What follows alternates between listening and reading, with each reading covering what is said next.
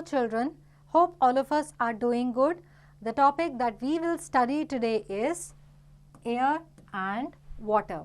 Now the things we will learn are atmosphere, composition of air, properties of air, water, removal of insoluble impurities, removal of soluble impurities, and purification of water at home. So let's begin with the atmosphere.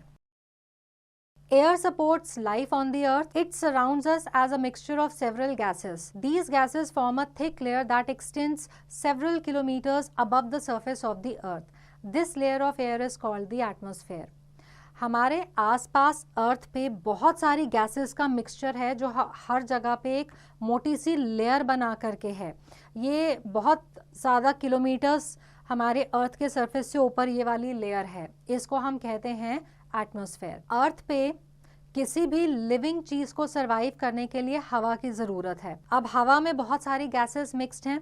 ये gases जो हैं नीचे अर्थ की surface से लेके बहुत सारा ज़्यादा किलोमीटर्स ऊपर तक एक बड़ी थिक सी लेयर बनाती हैं. इस लेयर को कहा जाता है atmosphere. Think tank. Can birds fly even if there is no wind?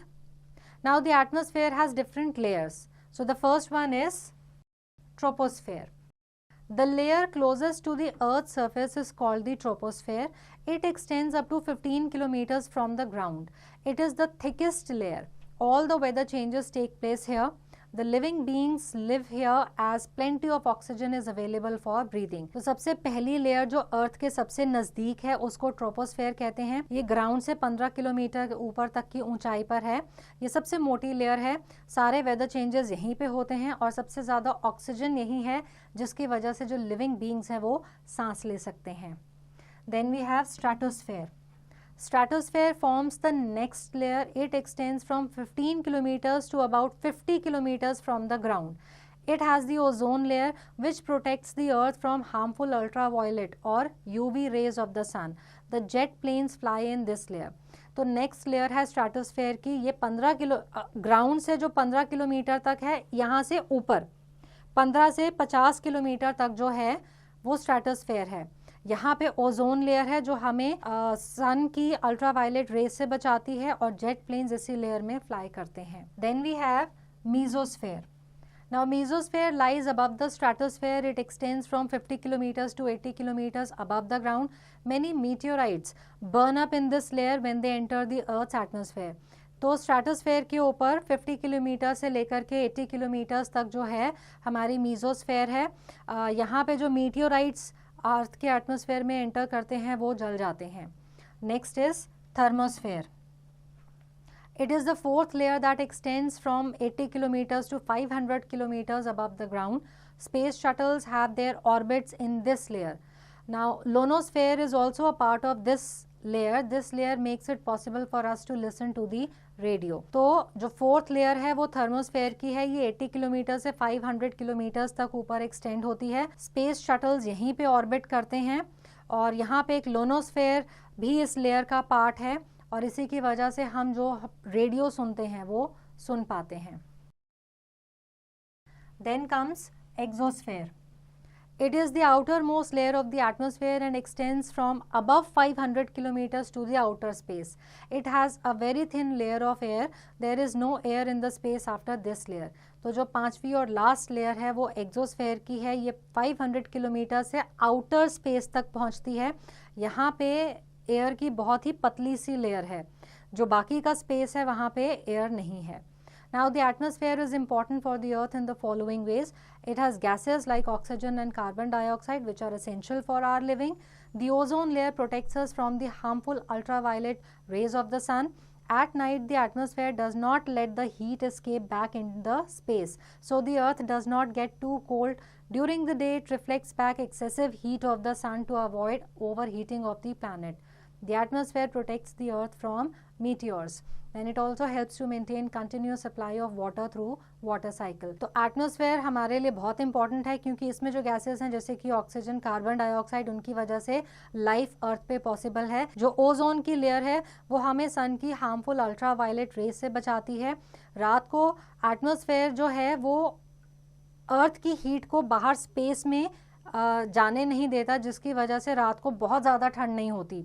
और दिन के टाइम में ये जो बहुत ज़्यादा एक्सेसिव हीट होती है उसको बाहर रिफ्लेक्ट करता है, जिससे कि ओवर हीटिंग हमारे प्लैनेट पे नहीं होती। फिर जो मीटियर्स हमारे अर्थ के एटमॉस्फेयर में आते हैं वो एटमॉस्फेयर की वजह से उनसे हमारी अर्थ बची रहती है।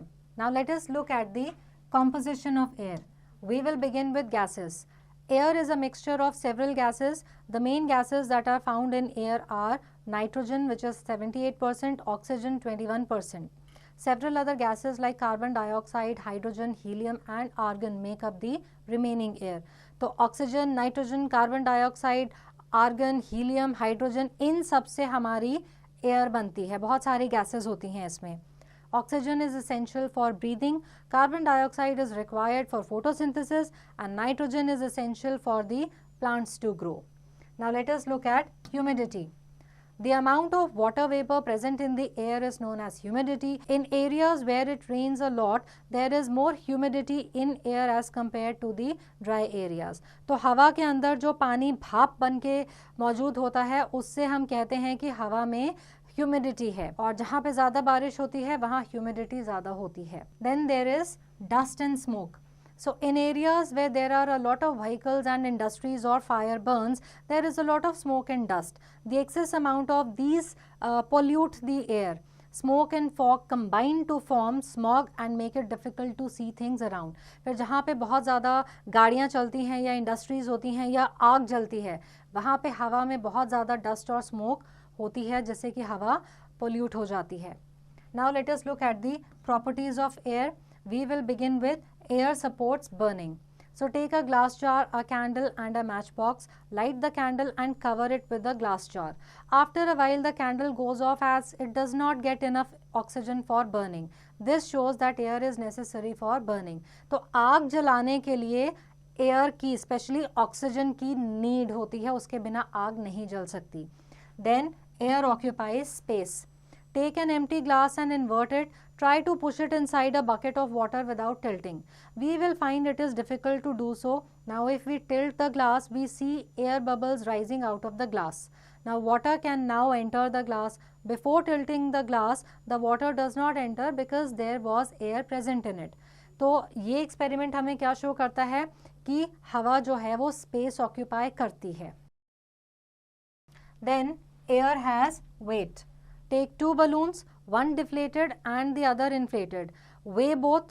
Which is heavier? The inflated is heavier as it has air in it. It shows that air has weight. तो हवा में यानी कि एयर में weight भी है। Then air exerts pressure. Fill a glass with water up to the brim without air bubbles. Cover the glass with a thick piece of card. Put your hand on that card and turn the glass upside down. The water does not fall even if you do not support the card. This shows that air exerts pressure in upward direction. तो हवा जो है वो pressure exert करती है. Now air pressure works in different directions. Let us look at the upward direction. The activity given above shows that air exerts pressure in upward direction. तो इस वाली एक्टिविटी से हमने देखा था कि एयर जो है वो ऊपर की तरफ प्रेशर को एक्सर्ट करती है। Then downward direction. When we drink something with a straw, the air in the straw is sucked out. In the absence of air inside the straw, the pressure in it becomes low. So the air outside the glass keeps pressing on the liquid. This forces the liquid to travel up the straw and into our mouth. Then in all directions. When we overfill a balloon with air, it bursts. This happens because air exerts extra pressure on the wall of the balloon from all the directions.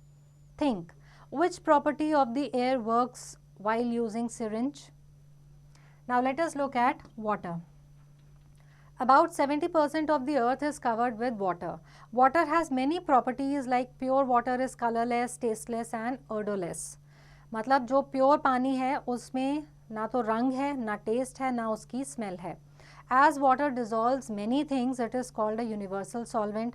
Water exists naturally in all three states: solid, that is ice; liquids and gas, that is vapor. As it can absorb heat, it is used as a coolant in vehicles and factories. तो 70% जो अर्थ का हिस्सा है वो पानी से covered है, फिर पानी का ना तो कलर है, ना टेस्ट है, ना स्मेल है। पानी में बहुत सारी चीज़ें हम डिज़ोल्व कर सकते हैं, तो इसको यूनिवर्सल सॉल्वेंट कहते हैं।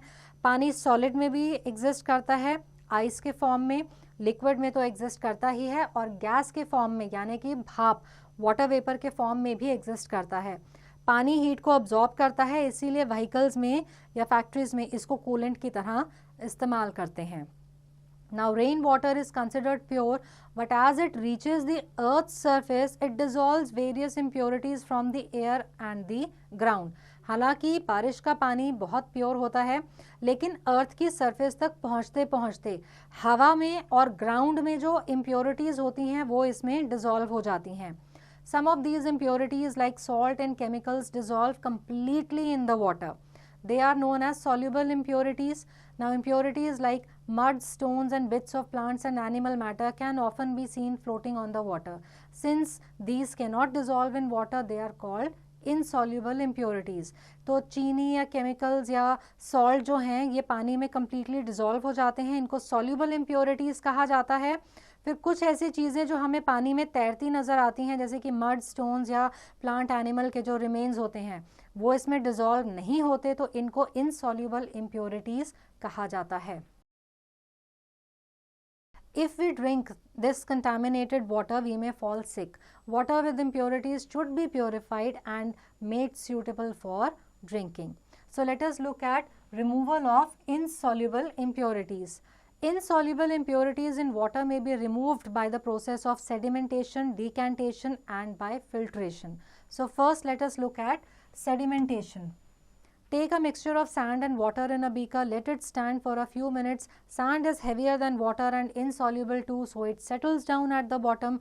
The above water is clean. This is called sedimentation. तो जो insoluble impurities हैं पानी की, उनको हम sedimentation, decantation और filtration से remove कर सकते हैं। sedimentation में क्या है, अगर हम पानी और sand का mixture लेते हैं और उसको एक beaker में कुछ देर के लिए छोड़ देते हैं, तो sand जो है एक तो वो पानी में dissolve नहीं होती, और क्योंकि वो हैवी होती है तो वो नीचे की तरफ बैठ जाती है। तो ये जो प्रोसेस है जिससे कि ऊपर का पानी साफ है और जो इम्प्योरिटी है वो नीचे बैठ गई है, इसको सेडिमेंटेशन कहते हैं। Next we have decantation. Slowly pour this clean water into another beaker, leaving the sediments behind. Now take care to not let the sediments flow out with water. This process is called decantation. तो पानी में जब आपकी heavy वाली impurity जो पानी में dissolve नहीं हुई थी वो नीचे की तरफ बैठ गई, तो जो ऊपर का साफ पानी था उसको धीरे से आराम से आप किसी दूसरे साफ बीकर में निकाल लें। इस प्रोसेस को decantation कहते हैं। Next is filtration. We can also separate a mixture of sand and water by using a filter paper. Take a circular filter paper. By following the steps shown in this picture, we can make a cone out of this paper. Now place the cone in a funnel and place a glass below it. Slowly pour the sandy water into the funnel over the filter paper. Drops of clean water trickle down into the glass and get collected as filtrate. Sand particles are left on the filter paper. This is called filtration. तो अगर आप filter paper का ऐसा कोन बना के एक funnel में रखते हैं और उसके नीचे एक साफ बीकर रख देते हैं, तो आप सैंड वाला पानी अगर फिल्टर पेपर के ऊपर डालते हैं तो जो सैंड है वो इस फिल्टर पेपर के ऊपर कलेक्ट हो जाती है, और जो साफ पानी है जिसे कि हम फिल्ट्रेट कहते हैं वो नीचे बीकर में कलेक्ट हो जाता है। Now let us look at the removal of soluble impurities. Now soluble impurities in water can be removed by evaporation and distillation. So evaporation and distillation. Heat a salty solution. The water solvent will become vapor and escape into the air. The salt which is solute is left behind. This process is called evaporation. अगर आप एक नमक वाला घोल लेते हैं और उसको आप हीट देते हैं तो पानी जो है जिसको सॉल्वेंट कहते हैं वो वेपर या भाप बन के हवा में एस्केप कर जाएगा और पीछे रह जाएगा सॉल्ट जिसे हम सोल्यूट कहते हैं। Now let us look at distillation. Now it is the second step after evaporation. The evaporated water enters the condenser which is kept cool by the cold water circulating around it. The cool condenser changes the hot steam into water again and gets collected in the flask below. तो जो steam हमारी escape हुई थी उस solution में से वो हमारा जाता है condenser में। कंडेंसर के आसपास जो है ठंडा पानी सर्कुलेट करता है, जिससे क्या होता है कि जो ये स्टीम है इसको ये कूल हो जाती है, कूल होकर के ये वापस से पानी में कन्वर्ट होती है और फिर एक दूसरे फ्लास्क में उसको कलेक्ट कर लिया जाता है. The water we get after distillation is clear and pure and without any minerals in it. So distilled water is the purest form of water. By distillation we can separate the solute and the solvent. Now it is a fact, distilled water is used in injections, medicines, laboratories and car batteries too. Now let us look at purification of water at home. If one is not sure about the quality of water supply in the locality, one should purify it by boiling or using a water filter. First, boil water for a few minutes. This kills bacteria, making it safer to drink. Now, strain it through a clean piece of cloth and store it in a clean container. Use a water filter to get clean water. Clean the filter regularly as the dirty filter is a breeding ground for microbes. तो आपके घरों में जो पानी आ रहा है, अगर आपको नहीं पता कि उसकी क्वालिटी क्या है, तो आप उसको घर पे भी प्योरीफाई कर सकते हैं. अगर आप कुछ मिनटों के लिए उस पानी को पहले बॉईल करेंगे तो उसके जितने बैक्टीरिया हैं वो मर जाएंगे और वो पानी फिर पीने के लिए सेफ़ है. तो इस पानी को आप साफ़ कपड़े से फ़िल्टर करके किसी साफ़ बर्तन में स्टोर कर सकते हैं. और बाज़ार में कितने सारे फ़िल्टर्स मिलते हैं जिनको आप यूज़ कर सकते हैं पानी को साफ़ करने के लिए. लेकिन जो हम फ़िल्टर्स यूज़ करते हैं उनको भी रेगुलरली साफ़ करना चाहिए, नहीं तो पानी में बहुत सारे जर्म्स या माइक्रोब्स बन सकते हैं. Now let us take a quick recap. Air surrounds us as a mixture of several gases. The layer closest to the Earth's surface is called the troposphere. Exosphere is the outermost layer of the atmosphere and extends from about 500 kilometers to the outer space. The main gases that are found in air are nitrogen, which is 78%, and oxygen, which is 21%. The amount of water vapor present in the air is known as humidity. As water dissolves many things, it is also called a universal solvent. Soluble impurities in water can be removed by evaporation and distillation. So I hope that this chapter is clear to all, and answering questions based on this chapter will now be easy.